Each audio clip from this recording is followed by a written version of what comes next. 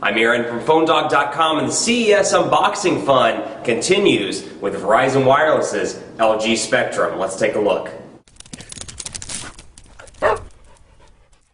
So here it is, another device post-CES, finally in the office, the LG Spectrum on Verizon Wireless. Now this thing came out a couple days ago, just before the weekend, and like I said, it's nice to see these CES devices coming out a little bit faster as opposed to waiting, 2-3 months for your CES devices. By that time, it's kind of old news, and it's a little bit less exciting to get those. Special thanks to Best Buy Mobile for hooking us up with a bunch of phones just like this for use in our One Paw Bandit game. When you go into Best Buy Mobile, you won't deal with rebates. You'll walk in, you'll get this device for $200 out the door. You don't deal with waiting 8 to 10 weeks for a debit card or dealing with paperwork, anything like that.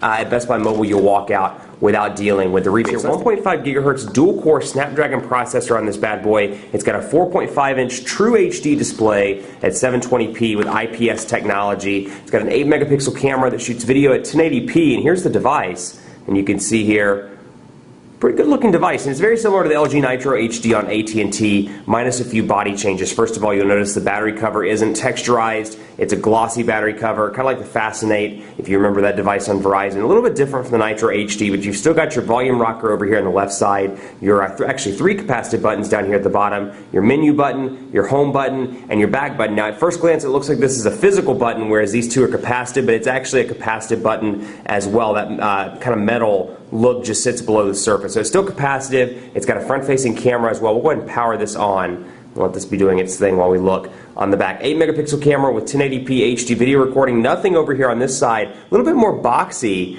than the Nitro HD on AT&T, but here's what that looks like. So you can see in the box, a nice little flap here to pull it up. You got Master Your Device, Spectrum by LG in the box. Let's see what else we get down in here. We'll go ahead and open these up so you can take a look.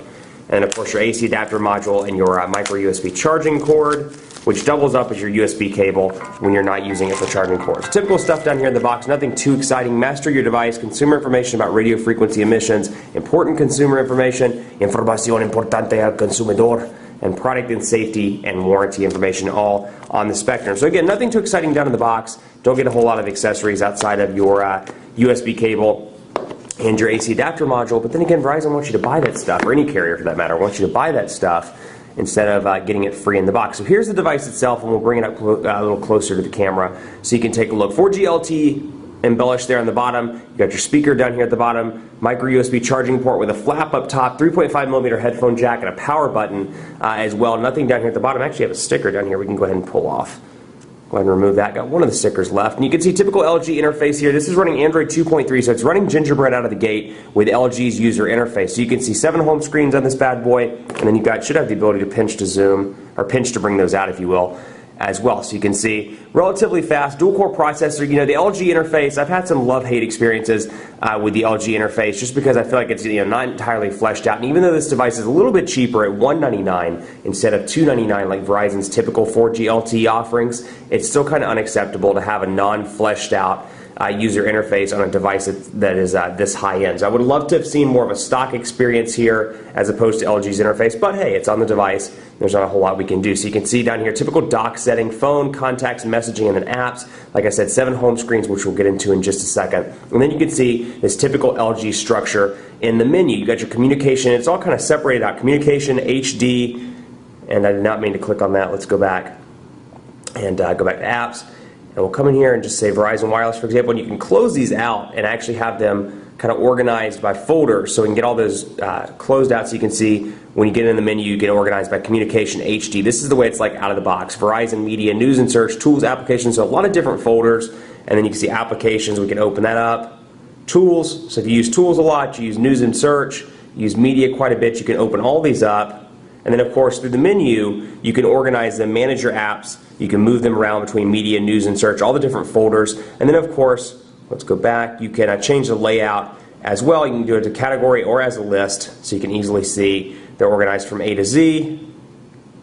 Go back into categories so we can take a look. And of course you can manage the categories as well and get rid of categories as you see fit, and then of course create new ones. So if it's like Aaron's apps that he uses all the time, I can create a specific folder for that and do it that way. So let's take a look at the browser here. 4G LTE connectivity on this device. We'll go ahead and go to PhoneDog.com, and you'll notice out of the gate 2 keyboards pre-installed on this. You've got the typical LG keyboard and you have Swipe pre-installed as well. So we'll go into PhoneDog.com.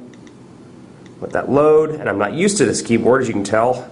PhoneDog.com. And you know, it's one of those, it types a lot like an iPhone, it sounds like an iPhone, and it actually looks a little bit like iOS's keyboard, but I don't like the fact that the button to get rid of the keyboard is right beside the enter button. I find that I'm often pressing that instead of enter in things like browsers or text messages. But again, you can see transition effects relatively fast here. I already got a new email, that's pretty cool.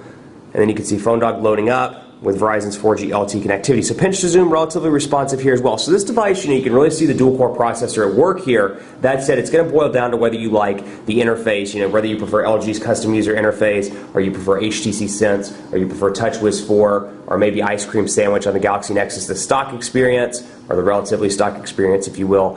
You may like that a little bit more than LG's custom user interface. But for the people that do, it's a nice alternative on Verizon. Still custom Verizon applications here pre-installed, and you get quite a few of them out of the box. You get Amazon Kindle, BitBot, Blockbuster, Hot Pursuit, Let's Golf 2, Mobile Hotspot, My Verizon Mobile, NFL Mobile, Rhapsody, TuneWiki, Apps, VCast, Tones and Media Manager, Verizon Video, VideoSurf, and VZ Navigator. So you get a lot of bloatware out of the box, and if history is any indicator, let's take a look here and see if these can be uninstalled. But I have a feeling that they can. Of course, you can do third-party applications, which is nice.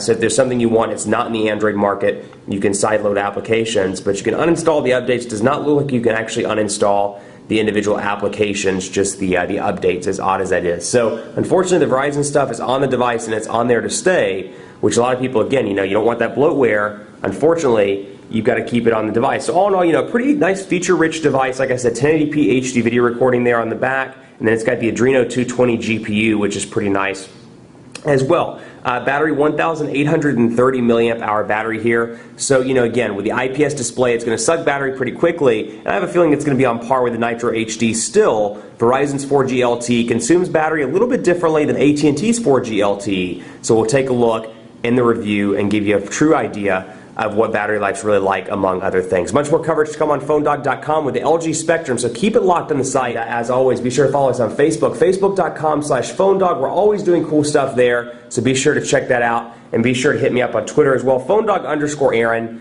and on Facebook at Facebook.com/PhoneDogAB. There you go, you can see the notification bar. Typical shortcuts up there as well. Portrait to landscape, orientation, sound, Bluetooth, GPS, airplane mode, and then a nice big button here to turn Wi-Fi on and off. So a pretty decent device, a nice addition to Verizon's lineup, and hey, it's always good to see the CES devices coming out a little bit faster. Thanks so much for watching, and as always, we'll see you next time.